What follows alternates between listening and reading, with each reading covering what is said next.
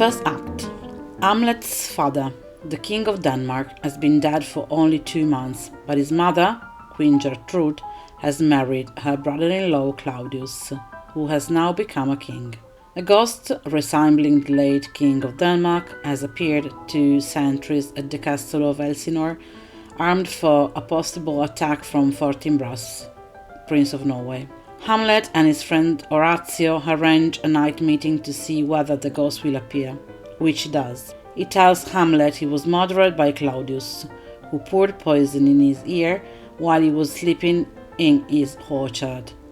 He asks Hamlet to avenge him, but to leave his mother's punishment to heaven. Second act. Hamlet pretends that he is mad so that he can carry out his plans more easily.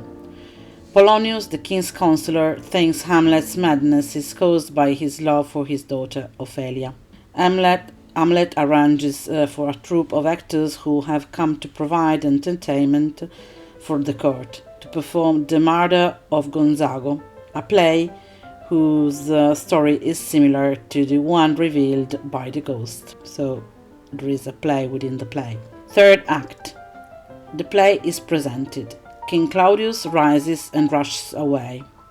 Hamlet goes to his mother's bedroom and during an argument with her kills Polonius, who is hiding behind a curtain, to overhear their conversation. The king decides to send Hamlet to England to get rid of him. Fourth act. Hamlet is sent to England to be killed. Ophelia goes mad and drowns herself. Her brother Laertes wants revenge for his father's murder, and the king, after receiving the news that Hamlet has escaped, plots his death in a duel with Laertes. Fifth act. The duel follows. To make sure Hamlet dies, the king prepares a poison drink and also puts poison on the tips of Laertes' sword.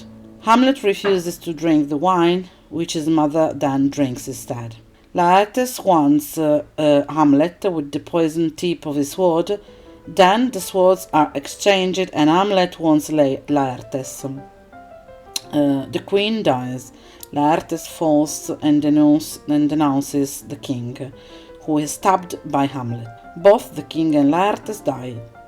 Hamlet asks Horatio to tell his story, recommending the Fortinbras be elected king of Denmark. Then he too dies. Fortinbras enters and takes possession of the kingdom after having given military honors to Hamlet.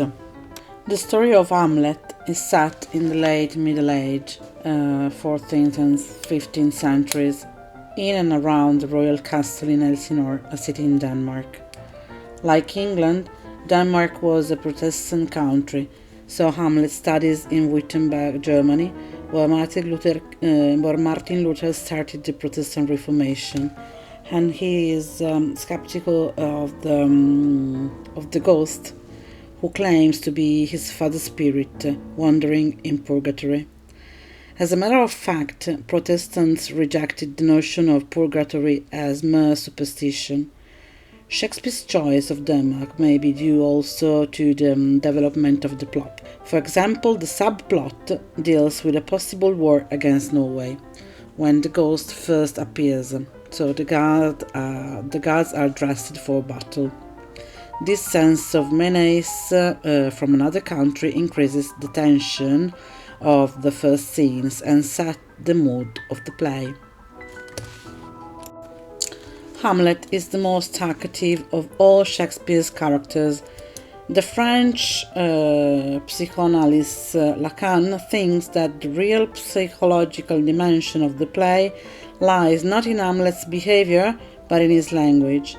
In his famous essay entitled Desire and Interpretation of Desire in Hamlet, he holds that the most striking characteristic of Hamlet's language is its ambiguity.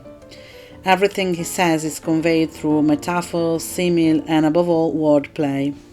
His words have hidden meaning.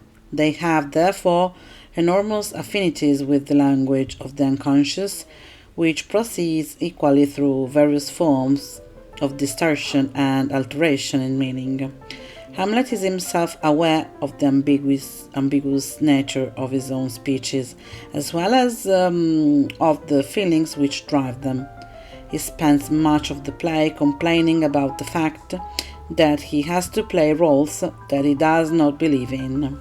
He is the non-revenger in a revenge play, the non-heir to the throne, the non-lover of the heroine, the non-son of the non-father. The shock Hamlet receives on the death of his father and remarriage of his mother is the cause of his melancholy. The world changes its color, life its meaning.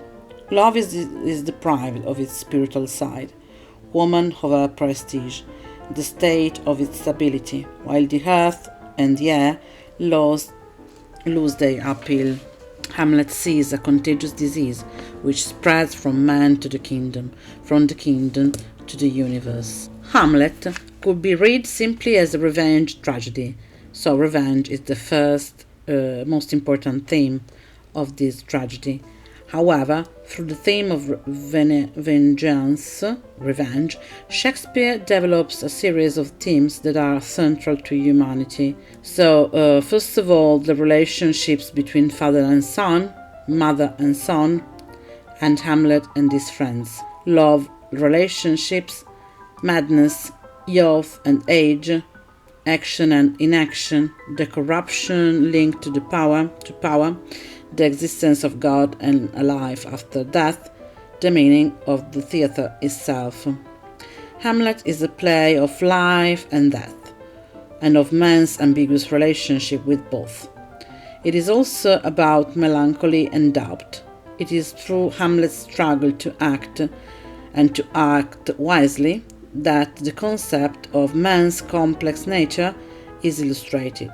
A major question for man is the relation between appearance and reality. How does one separate what appears to be real or absolute from what actually is so? Truth seems to reside in the existential idea. All the individual man knows is that he exists. Another important theme is the honor and honorable action. The theme of honor makes it clear that any action to correct a wrong should be reasoned, not emotional. Justice is accomplished through the various death and the ascent of Fortinbras to the throne. Even Hamlet's death is ennobled by his final honorable action, standing to destroy the sources of corruption within the state. In the third act, there is a play within the play, which paradoxically is the only true thing in the play, since it is wanted by Hamlet to expose his father's murderer. Furthermore, it is the most interesting expedient because it turns the actors into an audience. There is a real audience, then there is an audience on the stage composed of the play's actors who watch a play, the murder of Gonzago, dealing with the background to the tragedy, where it may suddenly occur to us to ask, does the acting end? In the Elizabethan age, the church, the state, and people's everyday morals did not accept revenge. They considered it sinful, but enjoyed seeing it in plays. All revenge tragedies derived from the Greeks. Then came Seneca, who set the rules for all revenge playwrights. In most revenge tragedies, a sexual or violent crime is committed against a family member of the hero, and for various reasons, laws and justice cannot punish it, so the hero exacts the revenge. He usually has a period of doubt, which involves complex planning. Other features are the appearance of a ghost to get the avenger to carry out the task. The avenger also has a very close relationship with the audience through soliloquies and asides. Think about, for example, the famous soliloquy of Hamlet, to be or not to be. This is the question, which is, the question is it better to be alive or to be dead? He places himself outside the normal moral order of things, and often becomes more isolated as the play develops. An isolation which may turn into madness. There is a bloody action, and many deaths occur throughout the entire play. In Hamlet, Shakespeare largely followed the conventions and at the same time analyzed them. The play shows much psychological penetration through the reflections of the hero and his relationship with the outside world. Maybe Shakespeare, merely simulating the grand themes of classical tragedy, revenge, madness, the struggle for power, wanted to shake the established certainties. In the end, he chose to present the only themes which for him had any fundamental importance: doubt and uncertainty.